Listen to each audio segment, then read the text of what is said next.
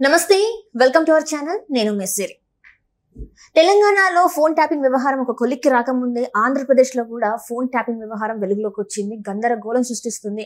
అయితే ఎవరెవరి నంబర్స్ ని ఫోన్ ట్యాపింగ్ చేస్తున్నారు, ఎన్నికల కమిషనర్ ఫోన్ ట్యాపింగ్ కూడా అవుతుంది అని అయితే వార్తలు అయితే వస్తున్నాయి. అయితే ఈ అంశాన్ని మనకు వివరించడానికి మనతో పాటు ఉన్నారు ప్రముఖ senior journalist, political analyst CS Rao గారు. నమస్కారం సార్. నమస్తే సార్, ఇప్పుడు చూస్తుంటే మనం తెలంగాణలో చూసాం ఫోన్ ట్యాపింగ్ వ్యవహారం ఎలా ఉంది, ఏం నడుస్తుందని.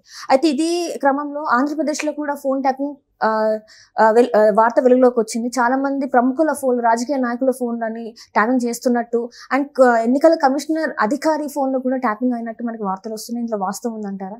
సో ఒకటేంటంటే ఫోన్ ట్యాపింగ్ వ్యవహారం అనేది ఎప్పటి నుంచో నడుస్తుందని చెప్పి విపక్షాలు చెప్తున్నాయి. తెలుగుదేశం పార్టీ అనేక సందర్భాల్లో కూడా చెప్పింది. ఇప్పుడు తాజాగా తెలుగుదేశం పార్టీకి సంబంధించిన లీడర్లు కూడా కంప్లైంట్ చేశారు ఫోన్ ట్యాపింగ్ జరుగుతోంది అనేది. సో ఫోన్ ట్యాపింగ్ ఎవరు చేస్తున్నారు, ఎక్కడ చేస్తున్నారు అనేది ఎంక్వైరీ చేయాల్సింది. ఎందుకంటే తెలంగాణలో ఆల్రెడీ ఫోన్ ట్యాపింగ్ వ్యవహారం ప్రభుత్వం మారిన తర్వాత బయటకు వచ్చింది. ప్రణీత్ రావుని అరెస్ట్ చేసిన తర్వాత దాదాపు 1,00,000 ఫోన్లు పైగా ట్యాప్ చేసినట్టు ప్రాథమికంగా సమాచారం ఉంది. ప్లస్ వాళ్ళు పోలీసులు విచారిస్తున్నారు ఆ సమాచారం మేరకు. సో ప్రణీత్ రావు హార్డ్ డిస్క్లు మిస్ చేయటం, తర్వాత సిమ్ కార్డులు తగలబెట్టడం, తర్వాత పేజీలు 1,600 పేజీలని దగ్ధం చేయటం, ఇవన్నీ కూడా ఇన్వెస్టిగేషన్లు జరుగుతున్నటువంటి క్రమంలో లాస్ట్కి కేసీఆర్ ఫ్యామిలీలో ఉండేటువంటి మహిళల ఫోన్లు కూడా ట్యాప్ చేసినట్టు బయటకు వస్తుంది. సో సేమ్ ఇలాంటి సిచ్యువేషన్ ఆంధ్రప్రదేశ్లో కూడా ఉంది అనేది అనుమానం. తెలుగుదేశం పార్టీ వాళ్ళ అనుమానం కూడా అదే. ఎందుకంటే ఎవరు ఎక్కడ మాట్లాడుకున్నా కానీ ఇమీడియట్గా తెలిసిపోతుంది అనేది వాళ్ళ అనుమానం. ఎస్పెషల్లీ సచివాలయంలో ఉండేటువంటి ఉద్యోగులు ఎవరైతే ఉన్నారో వాళ్ళు ఫోన్లు మాట్లాడటం కూడా దాదాపు 2 సంవత్సరాల నుంచి దాదాపుగా మానేశారు. నార్మల్ కాల్స్ ఫోన్ చేసుకోవడం అనేది మానేశారు అనేది ఇప్పుడు సచివాలయ వర్గాల్లో వినిపిస్తున్నటువంటి మాట. ఎందుకు సచివాలయ ఉద్యోగులకు సంబంధించి ఒక లీడరు నాతోటి కూడా మాట్లాడారు. ఆయన పేరు నేను మెన్షన్ చేయడం కరెక్ట్ కాదు, కానీ ఆయన మాట్లాడి ఆయన ఏం చెప్తున్నారంటే దాదాపు 2 years నుంచి మేము నార్మల్ కాల్స్ ఫోన్ మాట్లాడుకోవడం మానేసాము. ఎందుకంటే అందరు ఫోన్లు ట్యాపింగ్లో ఉన్నాయి, ట్యాప్ చేస్తూ ఉన్నారు, ఎవరేమో మాట్లాడుకుంటున్నారు అనేది వింటున్నారు. కాబట్టి మేము వాటిని నార్మల్ కాల్స్ని బంద్ చేసేసామని చెప్పి వాళ్ళు చెప్తున్నారు. ఎందుకు ఎప్పటి నుంచి అని అంటే ఆల్రెడీ జగన్మోహన్ రెడ్డి సిపిఎస్ రద్దు చేయలేదు కాబట్టి దాన్ని నిరసిస్తూ దాదాపు 3 years బిఫోర్ వీళ్ళు ప్రభుత్వ ఉద్యోగులు కానీ టీచర్లు కానీ పెద్ద ఎత్తున ఉద్యమం చేశారు. ఆ సందర్భంగా ఉద్యమం చేసిన సందర్భంగా చాలా సక్సెస్ అయ్యారు. హైదరాబాద్ మొత్తం అమరావతికి సంబంధించి మొత్తం రోడ్లన్నీ కూడా నిండిపోయినాయి, విజయవాడ మొత్తం కూడా నిండిపోయినటువంటి క్రమంలో ఫస్ట్ నిరసన జగన్మోహన్ రెడ్డి మీద సక్సెస్ అయింది అదే. ఆ తర్వాత నుంచి పోలీసులు నిఘా పెట్టారు ప్రభుత్వ ఉద్యోగుల మీద, ప్రభుత్వ ఉద్యోగ సంఘాల నేతల మీద, అలాగే టీచర్ల ఉద్యోగుల సంఘాల నేతల మీద నిఘా పెట్టి అక్కడి నుంచి ఫోన్ ట్యాప్ చేయటం మొదలుపెట్టారు అనేది వాళ్ళు అనుమానిస్తూ వాళ్ళు చెప్పిన మాట ఏంటంటే మేము చాలా కాలం నుంచి నార్మల్ కాల్స్ ఫోన్లు మాట్లాడటం బంద్ చేసాము, ఆ తర్వాత వాట్సాప్ కాల్స్లో మాట్లాడుకుంటున్నాము, ఆ వాట్సాప్ కాల్స్ని కూడా ట్యాప్ చేస్తున్నారు ఒక కొత్త టెక్నాలజీని తీసుకొచ్చి, అవి కూడా ట్యాప్ అవుతున్నాయని చెప్పి తెలిసింది. అందుకే ఇప్పుడు మేము కేవలం ఫేస్ టైంలో మాత్రమే మాట్లాడుకుంటున్నాము, ఫేస్ టైం మించి మేము వాడలేదు. అది కూడా ఫేస్ టైం ఎవరికి ఉంటుంది? ఐఫోన్కి ఉంటుంది. సో ఇతర ఫోన్లు ఏది ఆండ్రాయిడ్ ఫోన్స్ వాడితే ఇమీడియట్గా హ్యాక్ చేసేటువంటి సౌకర్యం ఉంది. అందుకే కేవలం ఐఫోన్లు మాత్రమే వాడుకుంటూ ఐఫోన్లతో ఫేస్ టైంలో మాట్లాడుకుంటున్నాము. అంత జాగ్రత్తగా ఉండాల్సి వస్తుంది. ఫోన్ ఎవరిది ట్యాప్ అయింది, ఎవరిది ట్యాప్ కావట్లేదు అనేది కూడా తెలియట్లేదు. అందరి ఫోన్లు ట్యాపింగ్లో ఉన్నాయి అనేది ఆయన మామూలుగా నాకు ఫోన్ చేసి మాట్లాడుతూ చెప్పినటువంటి మాట. నాకు ఫోన్లో మామూలుగా మాట్లాడుకుంటూ. సో ఇప్పుడు మరి ఏ ఫోన్ నుంచి మాట్లాడుతున్నావు అంటే ఇది నా సొంత ఫోన్ కాదు, ఇది నేను వేరే మా కుటుంబ సభ్యులకు తెలిసినటువంటి ఫోన్లో నేను మాట్లాడుతున్నాను, ఈ నెంబరు, అందుకనే నేను ఇంత స్వేచ్ఛగా మాట్లాడుతున్నాను. సో కాబట్టి ఇప్పుడు అక్కడ ఉండేటువంటి సచివాలయంలో సెక్రటరియట్లో ఉండేటువంటి ఎంప్లాయీస్ స్నేహితుల పేర్లతోటి సిమ్ములు తీసుకోవడం, లేదంటే బంధువుల పేర్లు పెడితే సిమ్ములు తీసుకోవడం, లేదంటే ఇతర తెలిసినటువంటి వాళ్ళ సంబంధించినటువంటి ఫోన్లు వాళ్ళ పేరు మీద తీసుకొని సిమ్ములు వాడుకోవటం అలా చేస్తున్నాము.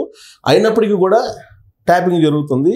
రకరకాల ప్రయత్నాలు చేస్తున్నాం. కొంతమంది అయితే 2 నెలలకు ఫోన్ మార్చేస్తున్నారు, అలాగే నెలకోసారి ఫార్మేట్ చేస్తున్నాం మేము. ఇవన్నీ ఆయన చెప్పినాయి నాకు, లేకపోతే నాకు తెలియదు కదా.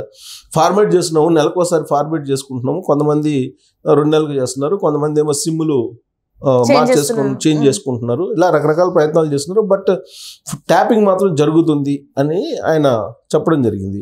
సో ఇప్పుడు లేటెస్ట్ ఏంటంటే ఆల్రెడీ ఎన్నికల కోడ్ వచ్చేసింది. ఎన్నికల కోడ్ వచ్చిన తర్వాత కూడా ఇప్పుడు ఫోన్ ట్యాపింగ్ జరుగుతుంది అనేది. ఈవెన్ ఎలక్షన్ కమిషన్లో ఉండేటువంటి కొంతమంది అధికారులకు సంబంధించిన ఫోన్లు కూడా ట్యాపింగ్లో పెట్టారు అనేది రాష్ట్ర ఎన్నికల సంఘానికి సంబంధించినటువంటి ఎవరైతే ఉన్నారో రాష్ట్ర ఎన్నికల అధికారి ఆయన ఫోన్ కూడా ట్యాపింగ్ పెట్టారనేది ఇప్పుడు తెలుగుదేశం పార్టీ వాళ్ళు చేస్తున్నటువంటి ఆరోపణ. ఈవెన్ తెలుగుదేశం పార్టీలో ఉండేటువంటి ముఖ్య నేతల ఫోన్లు కూడా ట్యాప్ చేశారని. ఇప్పుడు మాల్వేర్ అనేటువంటి ఒక సాఫ్ట్వేర్ని తీసుకొచ్చి ఆల్రెడీ అన్అఫిషియల్గా ఇన్స్టాల్ చేసుకున్నారు. సో ఆ మాల్వేర్ని ఉపయోగిస్తున్నారు. దాన్ని పెగాసిస్ అనే పెగాసిస్ని తీసుకొచ్చారు. పెగాసిస్ అనే మాల్వేర్ని తీసుకొచ్చి అన్అఫిషియల్గా ఫోన్ ట్యాపింగ్లు చేస్తున్నారు అనేది ఇప్పుడు తెలుగుదేశం పార్టీ అనుమానిస్తుంది. సో ఇదంతా ఎందుకు చేస్తున్నారంటే మొత్తం ఇప్పుడు ఎలక్షన్ టైం కాబట్టి ఎలక్షన్ టైంలో ఈ ఎలక్షన్ కమిషన్ ఇప్పుడు ఉండేటువంటి రాష్ట్ర ఎన్నికల అధికారి ఈ మధ్య కాలంలో అంటే నరేంద్ర మోడీ సభ తర్వాత దాదాపు సీరియస్ యాక్షన్స్ తీసుకున్నారు. సీరియస్ యాక్షన్ తీసుకుని దాదాపు వాలంటీర్ని 70-80 మందిని వివిధ జిల్లాల్లో సస్పెండ్ చేయడం జరిగింది. ఏది గ్రామ వార్డు సచివాలయానికి సంబంధించినటువంటి వాలంటీర్లు కానీ లేదంటే గ్రామ వార్డు సచివాలయ ఉద్యోగులను కానీ ఎవరైతే 60-70 మందిని సస్పెండ్ చేయడం జరిగింది. అలాగే కొంతమంది ఉద్యోగులను కూడా సస్పెండ్ చేశారు.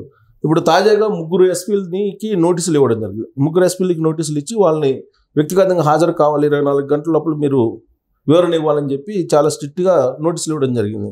ఎవరెవరు నంద్యాల, ప్రకాశం అలాగే పల్నాడు ఎస్పీలు ఈ 3 జిల్లాలకు సంబంధించిన ఎస్పీలకి కొత్త జిల్లాలు ఆ 3 జిల్లాల ఎస్పీలకి నోటీసులు ఇచ్చారు. నోటీసులు ఇచ్చిన తర్వాత 24 గంటల్లో నాకు వివరణ ఇవ్వండి, ఆయా ప్రాంతాల్లో జరిగినటువంటి దాడులు కానీ ఆ ప్రాంతాల్లో జరిగిన మర్డర్లకు సంబంధించి కానీ నాకు కూలంకషంగా వివరాలు కావాలని చెప్పేసి వాళ్ళు అడగడం జరిగింది.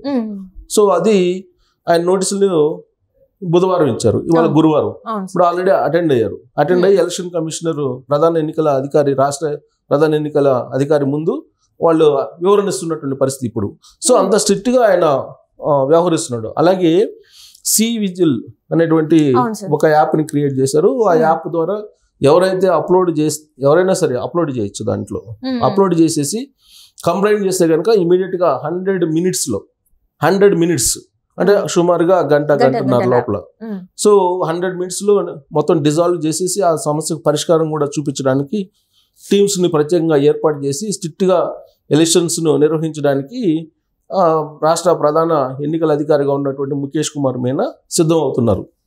అయితే ఆ క్రమంలో ఆయన ఫోన్ కూడా ట్యాపింగ్లో ఉంది అనేది ఒకటి ఇప్పుడు బయటకు వచ్చింది. సో ఆయన పైన ఎందుకు నిఘా పెట్టారని అంటే మొదటి నుంచి కూడా ఆయన మీద జగన్మోహన్ రెడ్డి ప్రభుత్వం కొన్ని ఆరోపణలు చేస్తూ వచ్చింది. ఏం ఆరోపణలు చేసింది? ప్రధానంగా గతంలో చంద్రబాబు నాయుడు మీద లిక్కర్ స్కామ్కు సంబంధించి ఒకటి బయటికి తీసి కేసు పెట్టాలని చూశారు. అంటే అప్పట్లో చంద్రబాబు నాయుడు ముఖ్యమంత్రిగా ఉన్నప్పుడు ఎక్సైజ్ పాలసీని మార్చేటువంటి క్రమంలో ఈయన ఎక్సైజ్ కమిషనర్గా ఉన్నారు. సో ఆయన కూడా బాధ్యత చేసి ఆయన మీద కూడా కేసు పెట్టాలనే యాంగిల్లో ఆయన ఆలోచించారు. ఎందుకు ఆలోచించారు అంటే అప్పట్లో ఐప్యాక్ ఒకే ఐపీ నెంబరు ద్వారా బల్క్గా Form 6, Form 7 అప్లై చేశారు. దాని మీద ఎంక్వైరీ చేయడానికి ఆయన సిద్ధపడినటువంటి క్రమంలో ఆయన్ని ఆ కేసులు ఇరికించాలనే ప్రయత్నం జరిగిందని అప్పట్లో వచ్చినటువంటి న్యూస్. సో ఇప్పుడు ముఖేష్ కుమార్ మీనా కొంచెం ముక్కుసూటిగా వెళ్తూ ఉంటారు. జగన్మోహన్ రెడ్డికి అనుగుణంగా లేదంటే జగన్మోహన్ రెడ్డి చెప్పినట్టు చేయనటువంటి అధికారులు ఆయన ఒకళ్ళు ఐఏఎస్. మిగతా వాళ్ళు చాలా మంది జగన్మోహన్ రెడ్డి ఏది చెప్తే అది చేసుకుంటూ వచ్చారు చాలా మంది. సో ఇప్పుడు ముఖేష్ కుమార్ మీనా చాలా ముక్కుసూటిగా వెళ్తుంటారు. కేంద్ర ఎన్నికల సంఘం ఏం చెప్తే అది ఇంప్లిమెంట్ చేయడానికి ఆయనకి ఏమాత్రం మొహాటాలు లేవు. సో దీంతో ఇప్పుడు ఆయన ఫోన్ కూడా ట్యాపింగ్ చేసి ఆయన్ని ఇరికించాలి అనేటువంటి ప్రయత్నం చేస్తున్నారు. ఆయన ఎవరెవరితో టచ్లో ఉన్నారు అనేది కూడా ఇప్పుడు కొంత ట్యాపింగ్లో పెట్టారు అనేది ఇప్పుడు తెలుగుదేశం పార్టీ వాళ్ళు అనుమానిస్తున్నారు. ఆ మేరకు కంప్లైంట్స్ కూడా చేశారు. ఎలక్షన్ కమిషన్కి ఫోన్ ట్యాపింగ్ల మీద అఫీషియల్గా కంప్లైంట్ చేశారు. అయితే ఆయన మీద కూడా ట్యాపింగ్ జరుగుతుందా అనేది ఇప్పుడు వాళ్ళ అనుమానం కూడా. మరి వీళ్ళకి శిక్షలు ఉంటాయా సార్? మరి ఒకవేళ వాళ్ళే అని తెలిసినప్పుడు మరి శిక్షలు ఏమైనా ఉంటాయంటారా? సో ప్రూవ్ కావాలి కదా. ప్రూవ్ అయితే ఇప్పుడు ప్రభుత్వం మారితే ఇవన్నీ బయటకు వస్తాయి. ఇప్పుడు తెలంగాణలో కూడా ప్రభుత్వం మారిన తర్వాత కదా ఇవన్నీ వచ్చాయి. సో ఇప్పుడు ప్రభుత్వం ఇంకా మారలేదు, ప్లస్ ఎలక్షన్ జరుగుతుంది. ఎలక్షన్ జరిగితే కదా ప్రభుత్వం మారుతుంది అనేది మారదా అనేది తెలిసేది. సో అప్పటి వరకు వెయిట్ చేయాలి. ఇప్పుడు అప్పటి వరకు వీటన్నిటిని ఆరోపణల కింద చూడాలి.